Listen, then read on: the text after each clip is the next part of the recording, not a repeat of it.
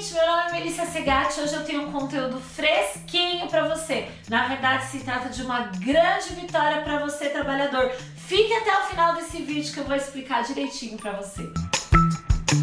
Oi, gente, essa semana foi um marco para nós, operadores do direito na área trabalhista. No último dia 20 de outubro, o Supremo Tribunal Federal, que é o tribunal dos tribunais, ou seja, o que ele decide lá em cima, vincula todo mundo aqui embaixo. Ele tomou uma decisão a respeito de uma matéria que estava sendo muito esperada há mais de 4 anos, e eu vou explicar para você. Lá em 2017, houve a reforma trabalhista. Quando houve a reforma trabalhista, houveram grandes alterações na legislação do trabalho, na CLT. E lá na CLT foram introduzidos alguns artigos que causaram muita polêmica. No caso dessa semana, o que foi decidido foi a respeito dos honorários sucumbenciais. Meu Deus, o que será isso? Bom, vou explicar para você entender. Antes, se você entrasse com uma ação trabalhista e você perdesse parte do seu processo ou ele inteiro, você não pagaria nada de honorários para o advogado da empresa, ou seja, para a parte adversa. Depois da reforma trabalhista, ficou instituído que, se você, trabalhador, ingressasse com uma ação trabalhista e você perdesse parte ou ela integralmente, você pagaria honorários chamados honorários de sucumbência para o advogado da empresa. Olha isso! Ficou instituído também que, se você, trabalhador, ingressasse com uma ação trabalhista pedindo insalubridade, periculosidade e a sua perícia ela fosse negativa, os honorários do perito, quem pagaria também seria você, trabalhador. E por fim, ficou estabelecido que, se você entrasse com uma ação trabalhista e você não fosse na audiência, você seria condenado a pagar as custas do processo. E foi sobre isso que essa decisão falou.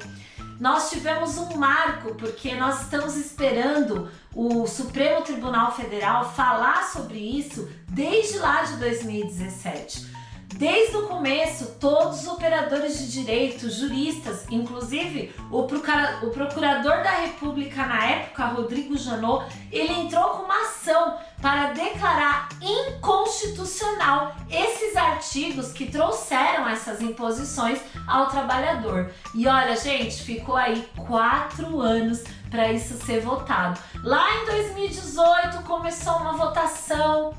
O relator começou a votar, mas foi pedido vistas, foi dado adiamento. E ali no começo, o que ele apontou inicialmente é que não era inconstitucional, porque na verdade essa reforma trabalhista, esses itens, estavam fazendo com que o judiciário ele ficasse desafogado, com que as pessoas elas não entrassem com demandas ou com causas que não fossem legítimas, que era até bom essa imposição de honorário para diminuir a máquina judiciária, tantos processos, mas graças a Deus esse entendimento não foi majoritário, não foi o entendimento que prevaleceu. Isso porque 6 ministros votaram que sim, é inconstitucional, não vale fazer o beneficiário da gratuidade, você, trabalhador, se perder a ação, ainda ter que tirar do seu bolso um dinheiro para pagar o advogado do patrão. Esses 6 ministros decidiram que isso é inconstitucional. Eles também decidiram que, se você fizer uma perícia e você perder a perícia, se você for beneficiário da gratuidade processual, você não vai ter que tirar do seu bolso e pagar os honorários do perito. Isso é muito legal, né, gente? Vale a pena até a gente citar o nome deles aqui. Foi o Edson Fachin, o Alexandre de Moraes, a Carmen Lúcia, o Ricardo Lewandowski, o Dias Toffoli e a Rosa Weber. E eles falaram muitas coisas legais que eu vou falar aqui para vocês. Entre elas, eles falaram o seguinte: é preciso restabelecer a integridade do acesso à justiça conforme prevê a Constituição.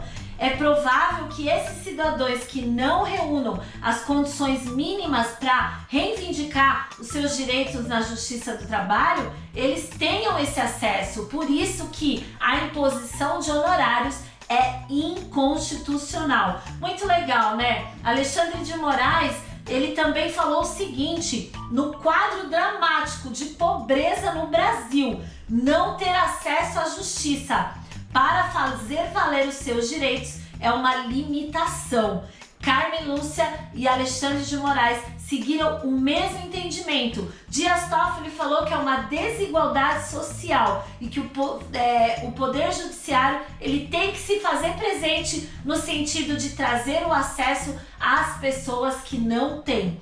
Por último, Ricardo Lewandowski e Rosa Weber, eles também optaram pela procedência dessa ação de inconstitucionalidade, falando o seguinte, que a imposição de obstáculos do acesso à justiça com o objetivo de diminuir o número de processos ou gastos do judiciário não se justifica.